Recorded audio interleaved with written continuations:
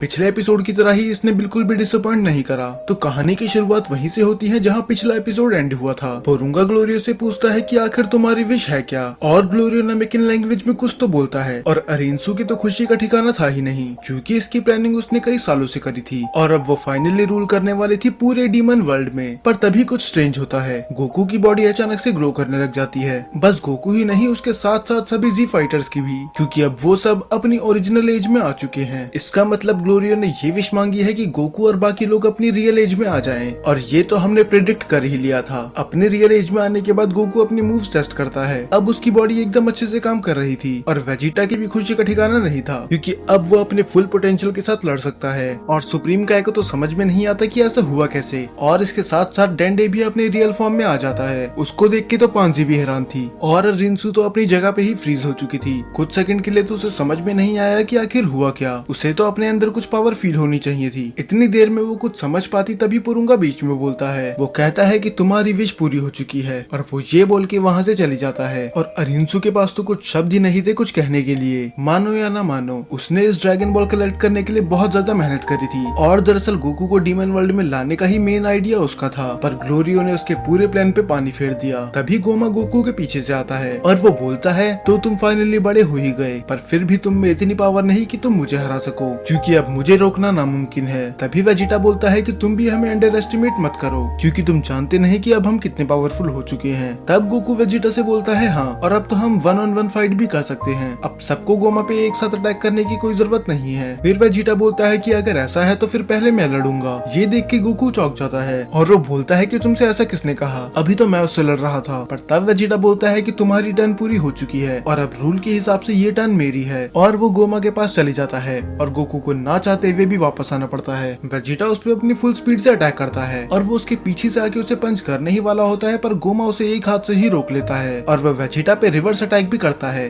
पर वेजिटा उसे finally Dodge करके उसे पंच कर ही देता है। और बेस फॉर्म होने के बाद भी अब गोमा को पंच महसूस हो रहे थे, तो इसका मतलब mini super CN 4 base Vegeta के बराबर है। अब दोनों को ही फाइट में मजा आने लगा था और ठीक हर बार की तरह गोमा अपने अपोनेंट के मूव अडेप्ट कर रहा था। बाकियों को तो यकीन नहीं हो रहा था कि आखिर ये दोनों कितने स्ट्रॉन्ग है, क्योंकि वो उन्हें लड़ते हुए देख ही नहीं पा रहे थे। अरिंसु भी ये फाइट आराम से खड़े होकर देख रही थी। वो तो अपनी जगह से हिल भी नहीं रही थी, मानो उसका दिल पूरी तरह से टूट गया हो। और ग्लोरियो से ये देखा नहीं जाता और वो उससे माफी मांगता है कि मुझे इसके लिए माफ कर देना। तभी अरिंसु बिना पीछे मुड़े हुए बोलती है, क्या तुम मेरी काइंडनेस को इतनी आसानी से भूल गए कि किस तरह मैंने तुम्हें तीसरे डीमन वर्ल्ड से बचाया था? तुम्हें वो कुछ भी याद नहीं? तभी ग्लोरियो बोलता है कि ऐसा कुछ नहीं है, मैं वो कभी नहीं भूल सकता और मैं अभी भी आपकी रिस्पेक्ट करता हूँ। पर ये बात ग्लोरियो भी जानता है कि उसने उस पर्सन को धोखा दिया है जिसने सबसे बुरे वक्त में उसकी मदद करी थी, तो उसके पास बोलने के लिए कुछ शब्द होते ही नहीं। इससे पहले ग्लोरियो कुछ बोलता है, अरिंसु बीच में बोलती है। वो बोलती है कि भूल जाओ इन सब के बारे में और मैं तुम्हें नौकरी से निकालती हूँ, तो तुम यहाँ से जा सकते हो।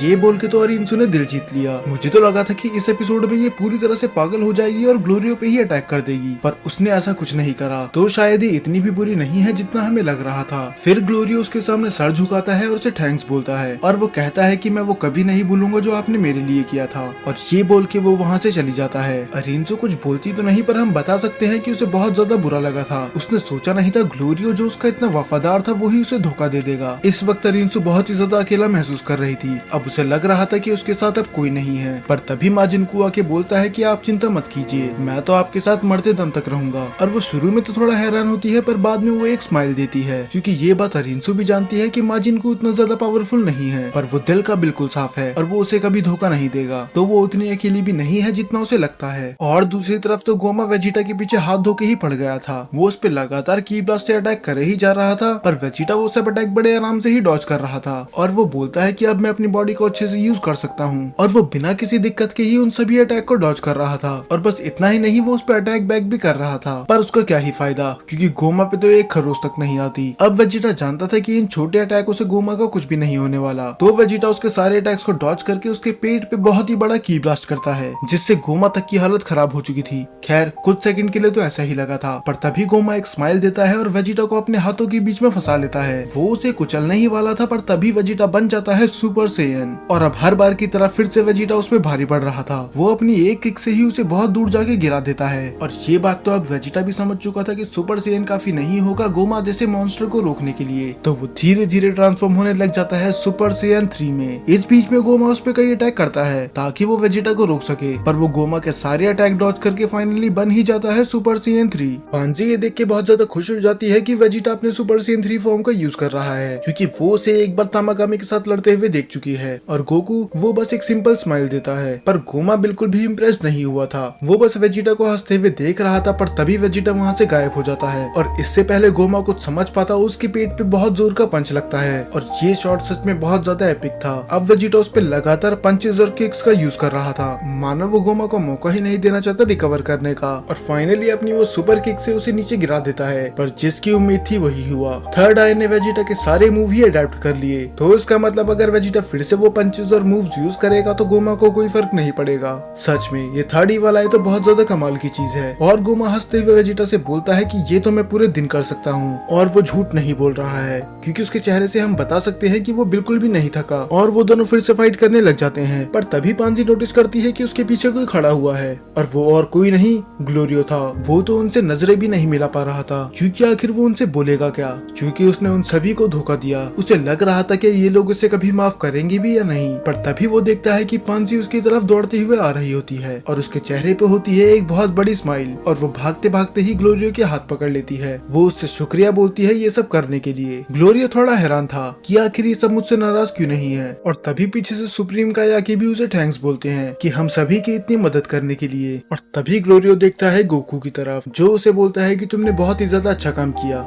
ग्लोरियो स्माइल करते हुए बोलता है कि ये पहली बार है कि तुमने मेरा सही नाम लिया। अगर मैंने पहले के एपिसोड में मेंशन नहीं करा है तो आज तक ऐसा नहीं हुआ कि गोकू ने ग्लोरियो का सही नाम लिया हो, पर अब फाइनली उसने कर दिया। अब वो दोनों ही वेजिटा को लड़ते हुए देखने लग जाते हैं, और वेजिटा अभी भी गोमा पे भारी पड़ रहा था। वो उसे पंच लगातार मारते ही स्टेडियम में पूरा गाड़ देता है, और अचानक से ही उसके पीछे आके यूज करता है अपने स्पेशल मूव का फाइनल फ्लैश। गोमा भी उसको काउंटर करने के लिए अपना अटैक यूज करता है, पर वेजिटा तो अपनी पूरी ताकत ही लगा देता है। और फाइनल फ्लैश कितना डेडली हो सकता है ये तो वेजिटा फैंस को पता ही होगा, पर हर बार की तरह फिर से थर्ड आई गोमा को बचा लेती है। वो गोमा को एक शील्ड से प्रोटेक्ट कर रही थी जो टूट जाती है, और गोमा उसे तो एक खरोच तक नहीं आती। अब तो वेजिटा भी इरिटेट हो चुका था, और वैसे ही गोमा अचानक से उसके पीछे आ जाता है। वेजिटा ने तो नोटिस तक नहीं किया था, और वो वेजिटा से बोलता है कि इससे फर्क नहीं पड़ता कि तुम मुझ पे कितने वार करो, तुम मेरा कुछ नहीं बिगाड़ सकते। और वो वेजिटा को एक पंच में ही बहुत दूर जाके गिरा देता है। अब वेजिटा कुछ नहीं कर सकता था सिवाय बच के भागने के, और ये सब गोकू और पिक्लो देख रहे थे। गोकू बोलता है कि वेजिटा अपनी सुपर सेयन 3 ज्यादा देर तक मेंटेन नहीं कर पाएगा, और ये मैच अगर ज्यादा देर तक चला तो वेजिटा हार भी सकता है। और बस इतना ही नहीं, गोमा तो ऐसा लग रहा है जैसे वो बिल्कुल थका ही नहीं, वो अभी भी पूरा एनर्जी के साथ भरा हुआ है। तब पिक्लो बताता है कि ये जरूर उस थर्ड ई वाला आई की वजह से हुआ होगा, और शायद इससे फर्क नहीं पड़ेगा कि हम उस पे कितने भी अटैक कर दें, वो हर अटैक से ही रिकवर हो जाएगा, और वो उल्टा हमारे अटैक को अडेप्ट भी कर लेगा, तो हमें इसका कुछ करना होगा।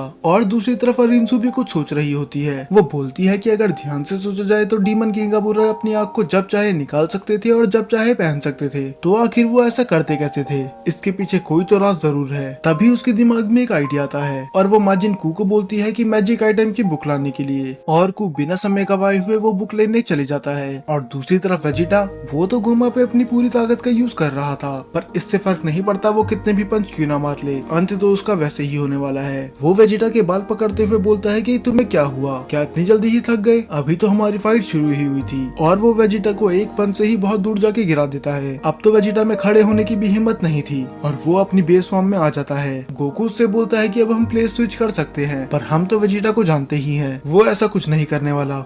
वो बोलता है कि मेरे सामने जो भी आएगा मैं उसे खत्म कर दूंगा। गोकू बोलता है कि मुझे पता ही था कि तुम यही बोलोगे। तब पिक्लो बोलता है कि अगर तुमने प्लेस स्विच कर भी ली तो कोई फर्क नहीं पड़ने वाला, क्योंकि एक बार गोमा को जरा देखो, उसने अपना बिल्कुल भी स्टेमिना नहीं गवाया, तो अगर तुम दोनों साथ जाके भी लड़ो तो कुछ नहीं होने वाला। अब गोकू सोचने लग जाता है कि उसे कैसे हराया जाए, और इतने में ही माजिन कू वो बुक लेके अरिंसु के पास आ जाता है। अब अरिंसु अपनी मैजिक पावर से वो धीरे धीरे करके एक पेज पढ़ने लग जाती है। उसे सारे मैजिक आइटम के बारे में पढ़ना था, क्योंकि उसे इन्फॉर्मेशन चाहिए थी द थर्ड ई वाला आई के बारे में। ऐसा करने में बहुत ज्यादा टाइम लग रहा था। तो कू बोलता है क्या मैं मदद कर सकता हूँ? और अरिंसू हाँ बोल देती है और माजिन को कुछ ही सेकंडों में ही 1000 से ज्यादा पेज पढ़ने लग जाता है। उसकी स्पीड इतनी ज्यादा थी कि खुद अरिंसू भी चौंक जाती है। दरअसल अभी तक हमारे अलावा किसी को नहीं पता कि माजिन को कितना होशियार है। वो जल्दी जल्दी सारे पेज पढ़ने लग जाता है और उसे इन्फॉर्मेशन मिलती है द थर्ड इवल आई के बारे में और वो अरिंसू को उसके बारे में बता देता है। और पहली बार वो माजिन को से बहुत ज्यादा इम्प्रेस्ड हुई थी और अरिंसू बिना समय गवाए हुए जाती है गोकू और बाकी जी फाइटर्स के पास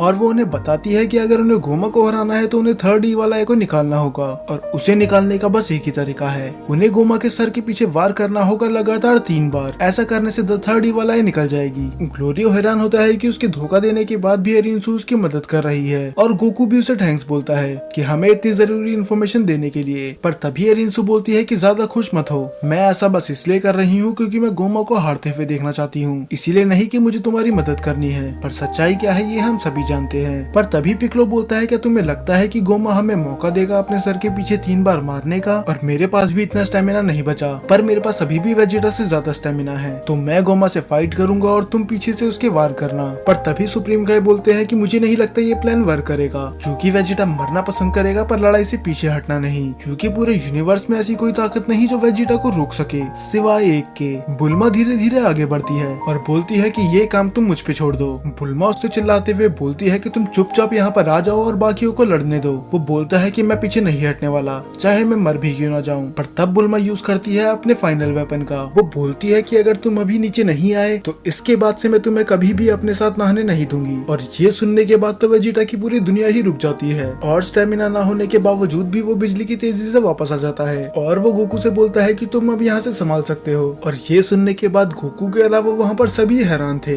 दाइमा में हमें वेजिटा के बहुत सारे डीप सीक्रेट पता चल गए। अब गोकू तैयार हो चुका था और पिक्लो भी बोलता है कि हमें बस एक ही चांस मिलेगा, तो हमें वो गवाना नहीं चाहिए। तो गोमा बोलता है कि आप तुम लड़ने आओगे, तुम्हारा भी बिल्कुल वही हाल होगा, और वैसे भी तुम एक एक करके क्यों आ रहे हो? अगर तुम चाहो तो तुम सभी साथ में आ सकते हो। अब गोकू को पता था कि उनके पास ज्यादा समय नहीं बचा, उन्हें किसी भी तरह थर्ड इवल आई उनके फोरहेड से निकालनी थी। तो ठीक बुसागा की तरह वो अपनी फॉर्म शो ऑफ करने लग जाता है और वो उसे दिखाता है सुपर सीएन 2 और इसके बाद वो जाता है एक और नेक्स्ट लेवल और वो ट्रांसफॉर्म होने लग जाता है सुपर सीएन 3 में। और ये सच में अभी तक की सबसे बेस्ट ट्रांसफॉर्मेशन थी, क्योंकि जब इस बार वो सुपर सीएन 3 बना तब पूरे स्टेडियम में लाइटनिंग गिर रही थी और जहाँ जहाँ पर भी वो लाइटनिंग गिर रही थी वो उस चीज को डिस्ट्रॉय कर रही थी। सच में ये सीन देखने में कुछ ज्यादा ही मस्त था। ये देख के बाकी सब तो चौंक जाते हैं, पर गोमा बोलता है कि इसका कुछ फर्क नहीं पड़ने वाला, ये बिल्कुल ही पॉइंटलेस है। पर तभी गोकू बोलता है कि अभी भी एक बोनस बचा हुआ है और वो फिर से ट्रांसफॉर्म होने लग जाता है, क्योंकि उसे पता था कि अगर ये वही चीज हुई तो उसे डरने की जरूरत है। और जब वो ट्रांसफॉर्म हो रहा था उसका ऑरा इतना जबरदस्त था कि वो तीनों डीमन वर्ल्ड में महसूस हो रहा था, क्योंकि अब वो फाइनली बन चुका था सुपर सीएन 4, वो भी अडल्ट बॉडी में। और हम गोमा के चेहरे पे फियर साफ देख सकते हैं और गोकू के चेहरे पे होती है एक स्माइल, क्योंकि अब बाजी पूरी तरह से पलटने वाली थी। और ये एपिसोड यहीं पर खत्म हो जाता है।